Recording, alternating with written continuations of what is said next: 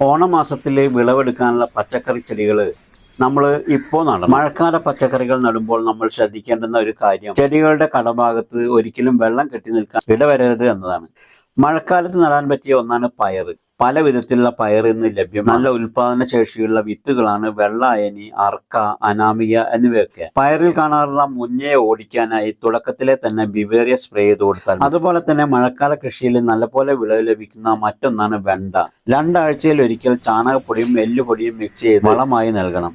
ഇലചുരുട്ടി പുഴുവിനെ തുടക്കത്തിലെ നമ്മൾ നശിപ്പിച്ചു കളയും. ഇനി മൂന്നാമതായി നടാൻ പറ്റിയ ഒന്നാണ് തക്കാളി. 5-6 ഇല പ്രായമാകുമ്പോൾ ചെടിയുടെ കൂമ്പ് നുള്ളി കൊടുക്കണം. തക്കാളിക്ക് കൊടുക്കാവുന്ന ഏറ്റവും നല്ല വളം ജൈവ സ്ലറി തന്നെയാണ്. അതുപോലെ ഏതു മാസത്തിലും കൃഷി ചെയ്യാൻ പറ്റിയ ഒന്നാണ് പച്ചമുളക്. വെള്ളീച്ച ശല്യം മഴ സമയത്ത് പൊതുവെ കുറവായിരിക്കും. അതുപോലെ തന്നെ ഓണക്കാല കൃഷിയിൽ വഴുതിന, പടവലം, പാവല്, മത്തൻ, കുമ്പളം ഇവയൊക്കെ ഓണക്കാല കൃഷിക്ക് യോജിച്ചവ തന്നെയാണ്.